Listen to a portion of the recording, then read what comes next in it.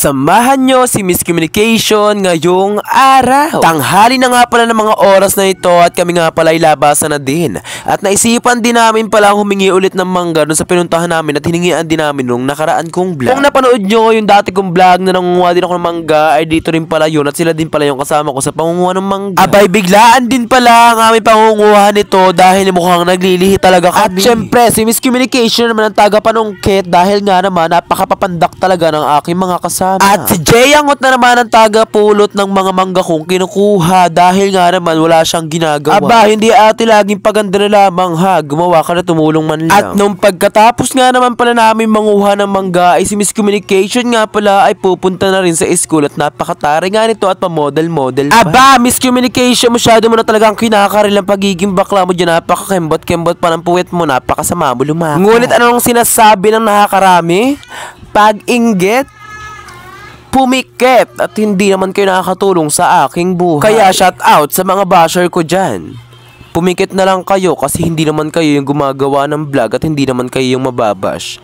Kaya kayo, manggawa din kayo ng vlog na sarili nyo. Papansin kayo. Ate, ito nga pala bandang alas 12 na rin at napakainit talaga sa labas dahil matatakaw naman ang mga Miss Communication nyo ay syempre walang magagawa ang init para sa mangga. Shoutout nga pala sa above na to, mag-aral ka ng mabuti at maraming salamat sa iyong support. Sa mga oras na to, mga Miss Communication ay sumasakit na yata ang ulo ng lahat ng kaklase ko. Dahil nga naman ang amin nga palang subject ngayon ay practical research talaga. PR2 na namin ngayon at kami talaga ay nahihirapang humanap ng variable. Ngunit ginagawa namin ang aming best upang makahanap kami ng aming variable dahil talagang kailangan na talaga to dahil simula na ng chapter 1. Fast forward mga Miss Communication, uwi na nga pala kami ngayong hapon at kami nga pala ay naisipan namin ng aking kaibigan na si Althea de la Peña na kami nga pala ay maglakad na lang. Hindi dahil sa wala kaming pamasahe ngayong araw ay wala talaga kami ngayong magawa kaya naisipan namin maglakad. Bukod mga Miss Communication na ako'y nagtitipid dahil nga pala gusto ko nga pala makaipon upang mapandagdag nga pala sa aking bibilihing gamit talaga. Sa mga oras na ito mga Miss Communication ay naalala ko na naman dati nga pala nung grade 9 ako ay ako nga rin pala dati ay naglalakad din kami. Alam nyo ba mga Miss Communication na kaya kami dati ay naglalakad ay para nga pala mabawas-bawasan ang aming mga taba at maging good health naman ang aming pangangatawan. Dahil ang paglalakad ito ay nakakatulong din sa atin upang mas maging malakas ang ating pangangatawan dahil nga naman pala nababawasan ang ating mga taba at ating mga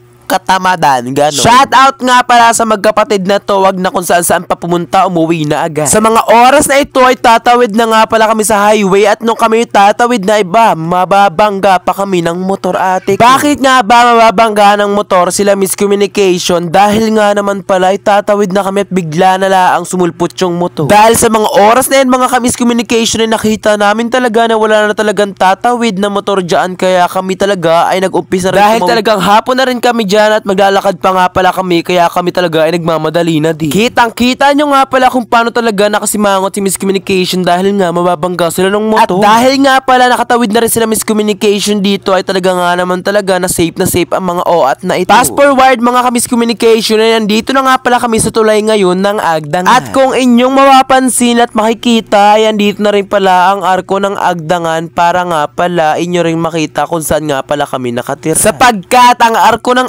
Agdangan na ito nagpapakilala kung ano talaga ang pangalan ng aming bayan. Ang bayan ng Agdangan ay isa rin pala ang napakasayang probinsya dito sa ating Quezon. Dahil ang mga tao dito ay bukod sa mababait sila ay talaga nga naman marunong silang makisama kung sino nga pala ang mga dayo dito. At alam nyo ba mga Miss Communication ay nakakapagod talaga maglakad dahil nga naman pala nakapakalayo nung amin. Ngunit dahil ako na rin ang nagplano na maglakad kami ng aking kaibigan na si Althea de la Peña ay wala akong magagawa dahil ako ang may kagustuhan. At habang nagpapatuloy nga pala maglakad dyan sila Miss Communication ay napabili kami sa may bakery ng amin talagang bilihin na tinapay dito at napakasarap nga pala nito. Ngunit mga Miss Communication ay hindi ko na nga pala nabidyohan ang aking pagbili dyan ng aking tinapay.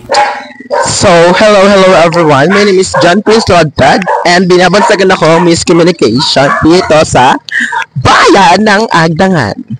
So, ngayon ayan dito kami sa court ng Ibabang Kinagunan. Ito nga pala ay pinagawa ni Helen Tan at saka ni Reynan Arrogancia. Tulong kasi sila doon sa pagpagawa. O, ano pa kala mo? So, kaya ko naisipang maglakad ay para ma-exercise na rin ang aking katawan. Siyempre naman, hindi tayo pwedeng laging nakasakay ha. OA ka na masyado pag lagi ka nakasakay. O tinatamad ka lang talaga.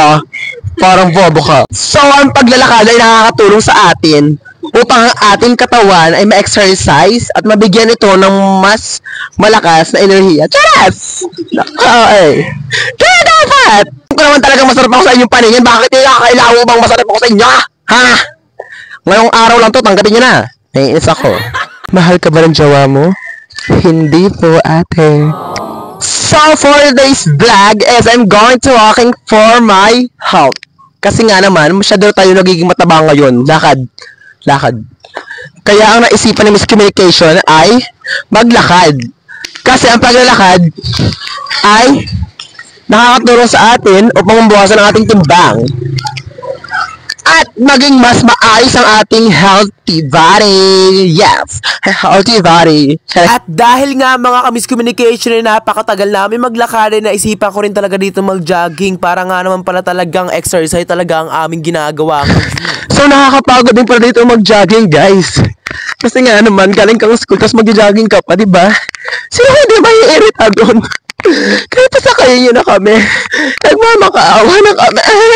Kaya mo yan, ka-Miss Communication. Ginusto mo yan ha. Mag-jogging ka dyan hanggang mapunta sa inyo na talaga. Gusto mong pumayat kahit sobrang payat mo na talaga. Wala ka na talaga magagawa at wala na talaga laman ng iyong katawan. Bobo ka. Malapit na, Miss Communication. Konting tiis na lang talaga. Makakapunta ka na sa inyo. Malapit na nga pala kami sa bahay. Hanggang dito lang. Bye!